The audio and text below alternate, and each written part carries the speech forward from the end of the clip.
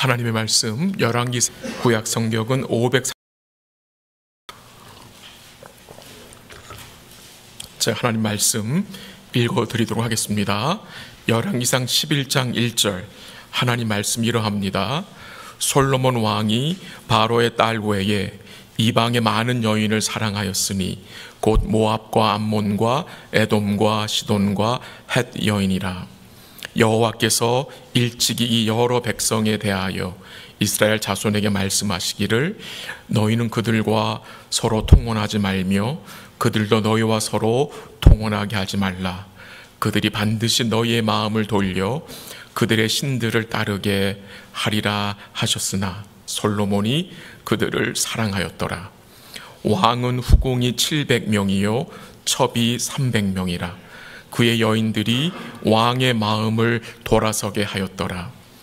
솔로몬의 나이가 많을 때에 그의 여인들이 그의 마음을 돌려 다른 신들을 따르게 하였으므로 왕의 마음이 그의 아버지 다윗의 마음과 같지 아니하여 그의 하나님 여호와 앞에 온전하지 못하였으니 이는 시돈 사람의 여신 아스타롯을 따르고 암몬 사람의 가증한 밀곰을 따름이라.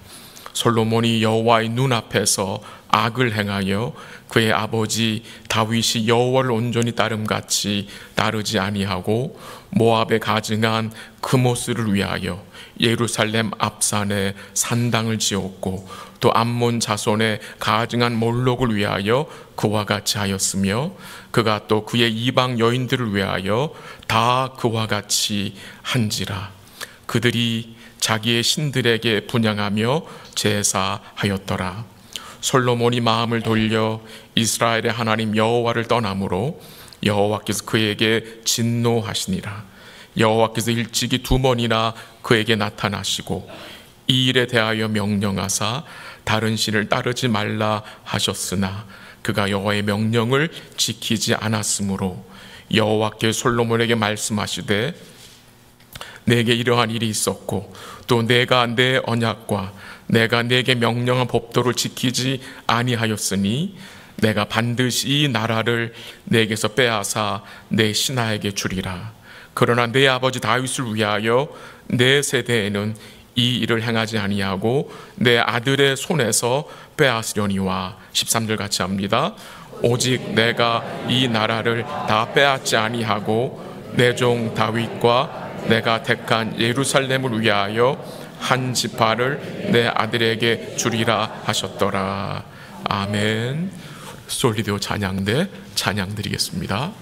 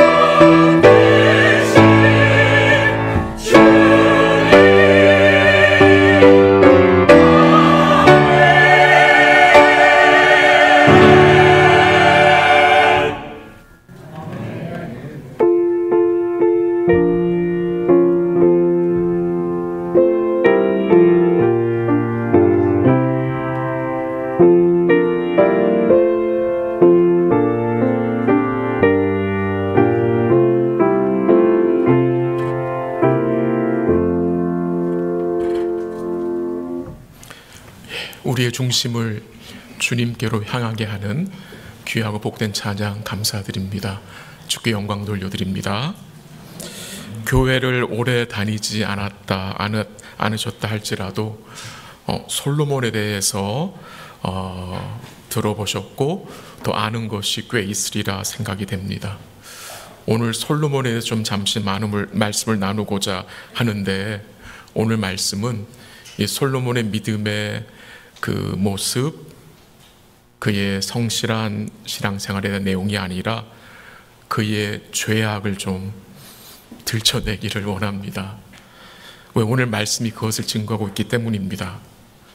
솔로몬의 죄악을 보면서 우리의 모습을 비춰보기 원하고, 또 동시에 이 죄인들에게 임한 하나님의 은총이 무엇인지 같이 생각하기 원합니다. 오늘 설교는 설교 제목대로 두 가지 내용입니다. 죄악과 은총. 부부가 오래 살면 담든다고 합니다. 근데 그렇게 사랑하지 않아도 오래 살다 보면 담는다고 해요. 근데 사랑을 많이 하면 많이 담는다고 합니다. 오늘 본문에서 솔로몬이 사랑하지 말아야 할 여인들을 사랑했습니다. 근데 그 여인들을 사랑한 것이 어떻게 됩니까? 그 여인을 닮아갑니다. 그 여인들의 라이프 스타일을 어떻게 해요? 닮아갔다는 것입니다. 솔로몬은 단지 사랑하지 말아야 할 여인들을 사랑한 것만이 아니라 그 사랑으로 인해서 하나님을 멀리하고 그가 우상을 섬기게 되었다는 것입니다. 솔로몬은 바로의 딸만 사랑한 게 아니었습니다. 이방의 많은 여인을 사랑했다고 오늘 본문이 증거하고 있습니다. 모압, 암몬, 에돔, 시돈, 헷 여인들 해서 합이 몇 명입니까? 1000명입니다. 1000명. 1000명입니다. 이름도 다 외우지 못할 것 같아요. 이 솔로몬이 어떤 사람이었습니까? 한 번에 1000개의 번제물을 하나님께 드렸던 자입니다. 한 제사에 1000마리의 번제물을 드렸던 자입니다. 열왕기서 3장에서. 근데 그의 삶이 마지막에 어떤 삶으로 나타납니까? 1000명의 여자를 데리고 있습니다. 이 여자들로 인하여서 솔로몬의 마음이 어떻게 됐습니까? 하나님으로부터 떠났습니다. 오늘 본문 2절, 3절, 4절에 보면은 이 마음이란 단어가 참 많이 나옵니다. 5번 정도 나옵니다. 이 마음을 지키는 것이 얼마나 중요한 건지 다시 한번 깨닫게 합니다. 우리 성도님들은 사랑하지 말아야 할 것을 사랑한 경험들이 있을 것입니다. 있으시죠? 예. 다 있습니다. 요한복음 12장 43절 한번 읽어볼까요? 12장 43절 다 같이 시작. 그들은 사람의 영광을 하나님의 영광보다 더 사랑하였더라. 여기서 그들은 바리새인들입니다. 바리새인들은 사람의 영광을 하나님의 영광보다 더 사랑했다고 했습니다. 우리 역시 이럴 때가 있지 않습니까? 하나님의 영광보다 나의 영광을 더 사랑한 자, 사랑하지 말아야 할 돈과 높은 자리와 명예 등등 사랑하여 우리의 마음을 다른 것에 빼앗긴 경험들이 다 있을 것입니다. 우리 오늘 말씀을 통해서 우리의 마음을 하나님 앞에서 돌아보기를 원합니다. 하나님께서는 솔로몬에게 미리 나타나셔서 2번씩이나 나타나셔서 경고했습니다. 그러나 솔로몬은 그 경고의 말씀을 듣지 않았습니다. 왜 솔로몬이 이렇게 됐을까? 무엇이 부족해서 이렇게 솔로몬이 되었을까라는 질문을 해봅니다. 솔로몬이 받은 그 부귀 영화는 누구도 따라할 수 없는 것이었습니다. 그것만 있었습니까? 하나님이 그에게 지혜를 주셨잖아요. 지혜를. 근데 그는 하나님께 순종하지 않고 오히려 어떻게 합니까? 더 적극적으로 사랑하지 말아야 할 이방 여인들을 사랑했다는 것입니다. 왜 이렇게 됐다고 생각이 되십니까? 솔로몬은요, 돈과 권력이 없으면 할 수 없는 일들을 그가 스스로 찾아서 다 해본 겁니다. 솔로몬은 하나님이 주신 부와 영광을 가지고 세상 사람들이 즐겁다고 생각하는 것들을 다 해본 것입니다. 그리고 나중에 그가 뭐라고 고백을 했습니까? 해 아래 새 것이 없다. 모든 것이 헛되고 헛되다고 고백했습니다. 전도서에 나온 내용이잖아요. 근데 여러분들이 이 말씀을 정말 인정하십니까? 해 아래 새 것이 없고 모든 것이 하나님을 떠나서는, 모든 것이 예수님을 떠나서는 헛되고 헛되다는 말씀을 정말 마음에 인정하십니까? 근데 우리는요, 헛되고 헛되다 한 것을 어떻게 해서든지 해보고 싶습니다. 해보고 싶어 합니다. 우리 모두는 헛되다고 했지만 그 헛된 것을 우리 뭐 하고 싶어요? 해보고 싶은 거예요. 예전에 어떤 형제가 이런 이야기를 했어요. 여자한테. 자기도 솔로몬처럼 한 번 사는 인생, 부귀 영화를 누려보고 세상에서 해볼 것 다 해보고 나중에 나이 많아서 그것들이 헛되다고 깨달은 후에 죽게 돌아오고 싶다고 이런 헛소리를 했어요. 그 말이 기억이 납니다. 근데 그 형제가 지금은 주의 은혜로 변했습니다. 변했어요. 주의 은혜로 주를 의뢰하게 되었고 주를 사랑하는 형제로 변하게 되었는데요. 우리 사랑하는 성도님들 마음속에 지난 한 주간 생활하시면서 무엇을 추구하고 사셨습니까? 무엇을 마음에 두고 사랑하며 사셨습니까? 하나님은 일찍이 솔로몬에게 말씀하셨습니다. 경고하셨습니다. 근데 그 말씀의 경고를 솔로몬은 가볍게 여긴 것입니다. 모든 것이 괜찮을 거야. 근데 괜찮지가 않았습니다. 결국 솔로몬이 어떻게 됩니까? 하나님의 말씀보다 무엇을 더 좋아하게 됩니까? 이방 여인을 더 좋아하게 됩니다. 그 여인들을 좋아하다 보니까 그 여인들을 닮아가게 됐습니다. 그 여인들이 섬기는 그 우상까지 섬기게 되었고 그 여인들이 섬기는 우상을 위해 신전들을 다 지어준 것입니다. 이 내용은 열왕기상 3장에 나오는 내용과는 너무도 대조가 됩니다. 그가 처음 왕이 됐을 때에 열왕기상 3장 3절에서 솔로몬이 어땠습니까? 여호와를 사랑하고 그의 아버지 다윗의 법도로 행하였다라고 증거하고 있습니다. 근데 그런 모습이 오늘 11장에는 보이지 않습니다. 그가 이방의 많은 여인을 사랑했다는 말씀과 함께 그가 아버지 다윗의 마음과 같지 않았다고 11장에서 증거하고 있습니다. 지금 열왕기서 기자는 다윗과 솔로몬을 비교합니다. 근데 엄밀히 말하면 다윗이나 솔로몬이나 큰 차이가 있습니까?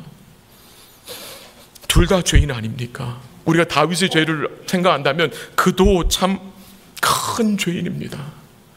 자신의 충신인 우리아의 가정을 망가뜨린 자입니다.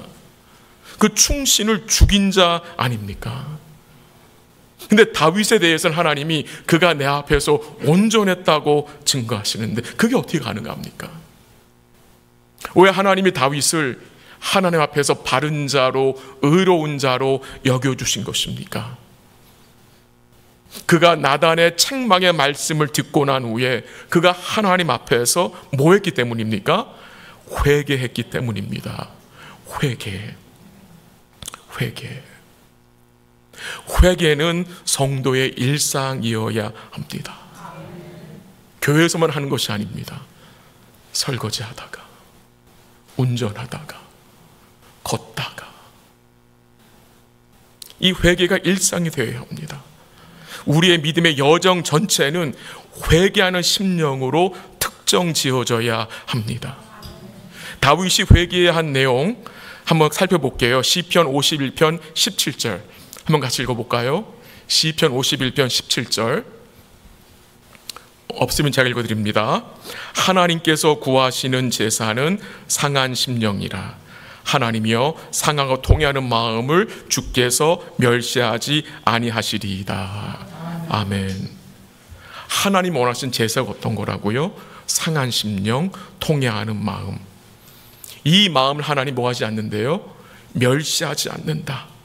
하나님이 받아주신다는 말입니다. 이 상한 심령과 통회하는 마음이 어떤 마음입니까? 결국은 회개하는 마음입니다.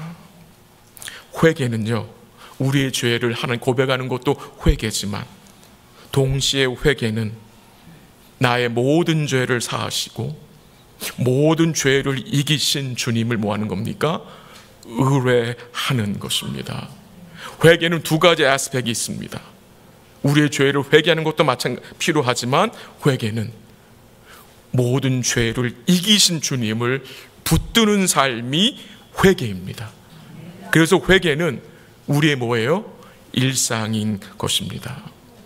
오늘 본문 9절에 13절에 보면요, 그 강조되는 내용이 돌이키라는 것입니다.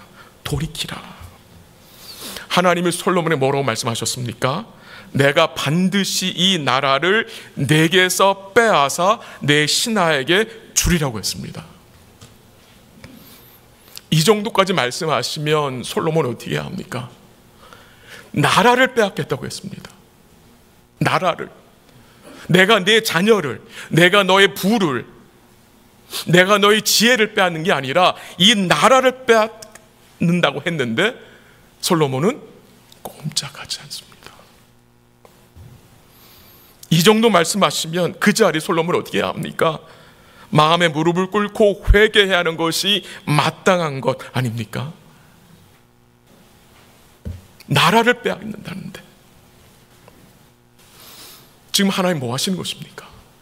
솔로몬에게 돌이킬 수 있는 기회를 주시는 거 아닙니까?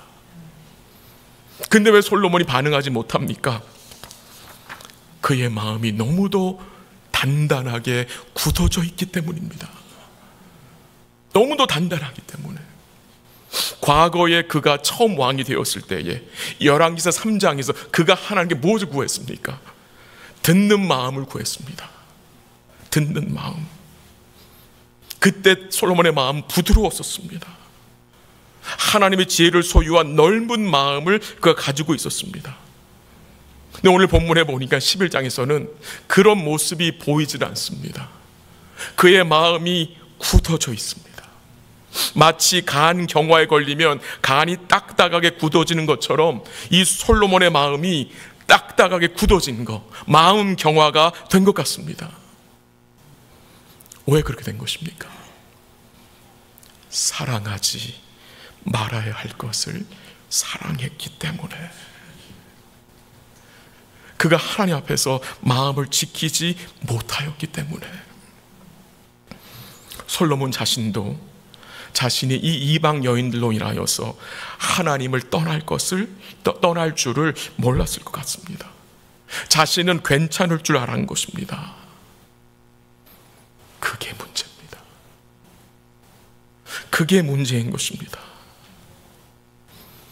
솔로몬은 괜찮지 않았습니다. 우리는 우리가 생각하는 것보다요 훨씬 약하고 악하다는 것을 인정해야 합니다.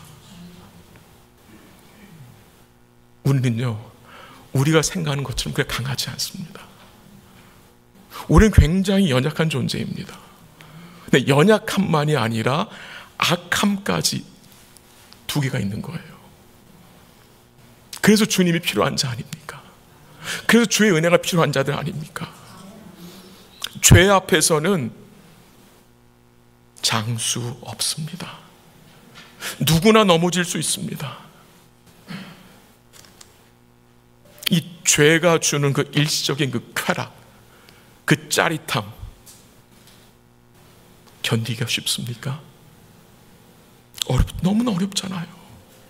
그 짜릿함이 있잖아요. 죄가 주는 짜릿함. 솔로몬이 초기에는 하나님 앞에서 자기 자신을 작은 아이로 비유했습니다. 뭘 증거합니까? 자기의 약함을 인정한 것입니다. 그래서 주님께 뭘 구한 겁니까? 듣는 마음을 구함으로 그가 전적으로 하나님 뭐 한 겁니까? 의뢰한 것입니다. 근데 그런 모습들이 11장에는 보이지가 않습니다. 보이지가 않아요. 하나님이 경고하시는데도 아무런 반응이 나타나지 않습니다. 내가 이 나라를 너에게서 빼앗으리라 라고 말씀하셔도 아무 반응이 없습니다. 이런 솔로몬을 하나님 어떻게 하셨습니까? 그냥 버려버리셨습니까? 어떻게 하셨습니까? 이렇게 반응하지 않는 솔로몬에게 하나님이 어떻게 하세요? 은총을 베푸셨습니다. 그래서 소망이 있는 것입니다. 징계 중에도 말씀을 전해도 이 반응하지 않는 솔로몬, 하나님 그냥 버리지 않으시고 다시 그에게 은총을 베푸시는 내용이 오늘 본문에 나타납니다. 솔로몬은 실패했습니다. 근데 하나님은 실패하지 않으십니다. 솔로몬의 나라는 실패했습니다. 그러나 하나님의 나라는 실패하지 않습니다. 솔로몬의 이 실패 이야기는 하나님의 그 거대한 구원의 이야기의 일부분인데, 이 솔로몬의 실패한 이야기를 통해서 오늘 우리는 우리의 모습을 살펴보면 좋겠습니다. 우리 모습에는, 우리 삶 속에는 솔로몬 같은 마음이 없습니까? 우리 마음에는 사랑하지 말아야 할 것을 사랑할 때가 얼마나 많습니까? 본문 12절 한번 읽어보겠습니다. 12절 다 같이 시작. 그러나 내 아버지 다윗을 위하여 내 세대에는 이 일을 행하지 아니하고 내 아들의 손에서 빼앗으려니와. 13절 오직 내가 이 나라를 다 빼앗지 아니하고 내 종 다윗과 내가 택한 예루살렘을 위하여 한 지파를 내 아들에게 주리라 하셨더라. 아멘. 그 12절이 어떤 말씀 시작이 됩니까? 그러나로 시작이 됩니다. 그러나 하나님 어떻게 하신대요? 다윗을 위하여서 이 일이 너의 세대가 아니라 다음 세대에서 일어날 것이다.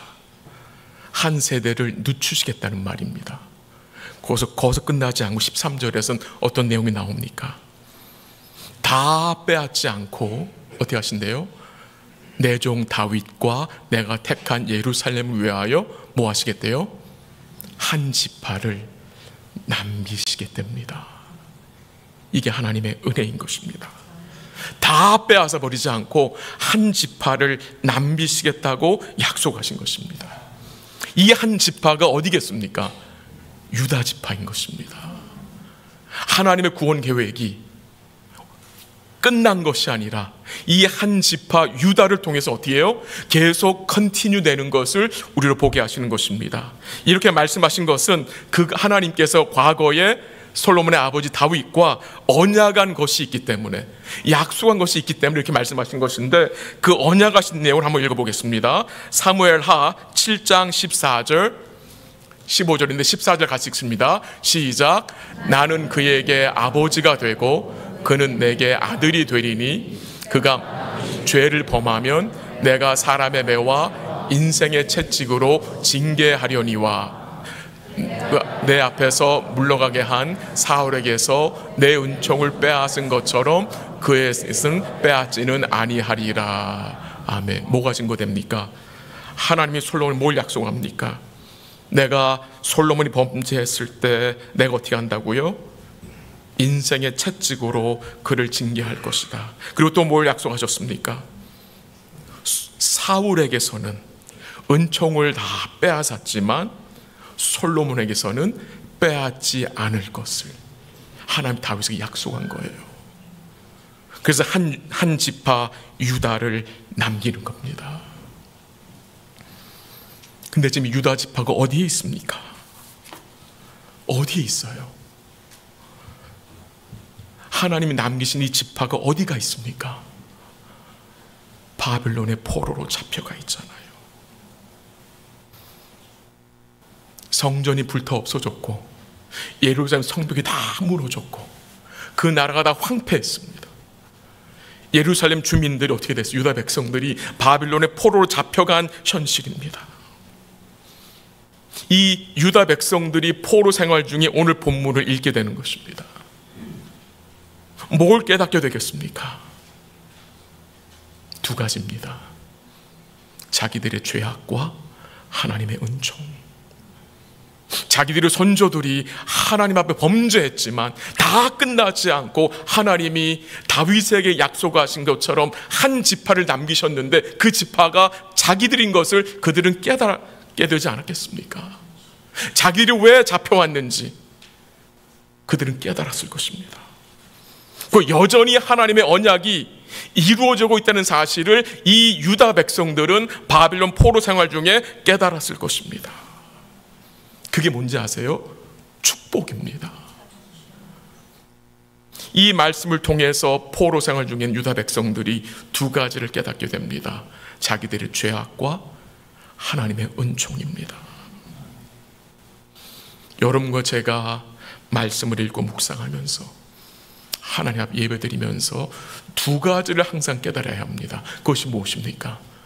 우리들의 죄악과 하나님의 은총입니다. 두 개가 다 필요한 것입니다. 죄의 심각성을 모르면 은혜를 가볍게 여기게 됩니다. 은혜의 그 풍성함을, 은혜의 그 부요함을, 그 은혜의 그 무게를 우리는 경험하지 못합니다. 우리 하나님께서 우리에게 우리의 이 죄악, 우리 마음속 깊이 숨겨져 있는 그 죄악을, 그 숨은 죄악을 주님 말씀으로 성령으로 들춰주셔서 깨닫게 하심으로 더욱 주의 은총을 우리 사랑하는 모든 성도들과 제가 풍성히 누리고 살 수 있기를 기도합니다. 이 다윗 언약의 초점은 오실 메시아 예수님이었습니다. 예수님. 그 언약을 이 유다 백성들은 포로 생활 중에 바라보고 있는 것입니다.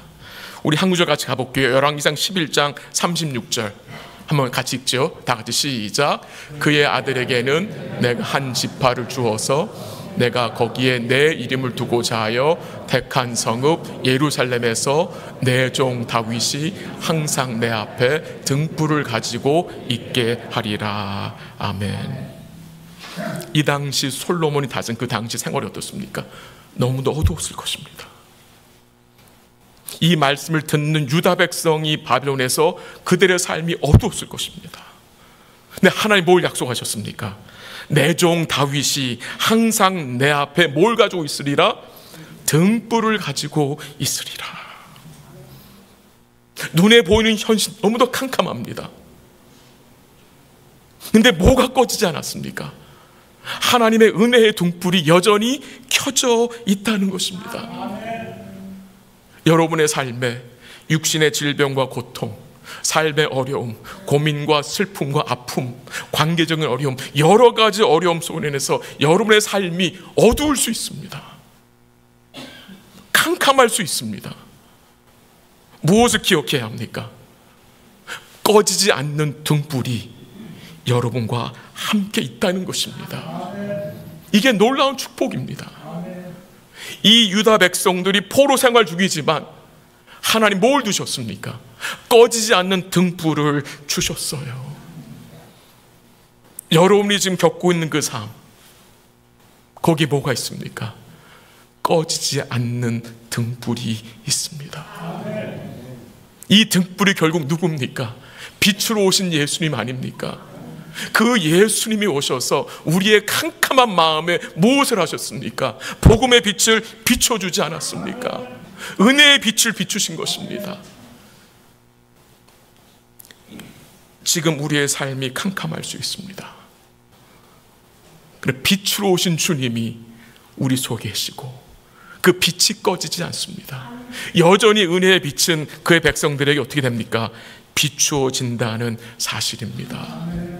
우리 사랑하는 성도들이 이번 한 주간도 좋은 일이건 아니면 어렵고 힘든 일이건 모든 상황 속에서 우리와 항상 함께 하시는 빛 되신 주님을 의지하고 그 은혜의 빛이 우리를 비추고 있음을 꼭 기억하시기를 부탁을 드립니다. 솔로몬의 삶과 그의 백성의 삶은 소망이 없어 보였습니다. 그러나 그들에겐 소망이 있었습니다. 왜 그렇습니까? 하나님이 등불을 두셨기 때문입니다. 우리 사랑하는 성도 여러분, 참 빛 되신, 참 등불 되신 주님이 우리에게 오셨고 그 주님이 우리 마음속에 은혜의 빛을 비추어 주셨습니다.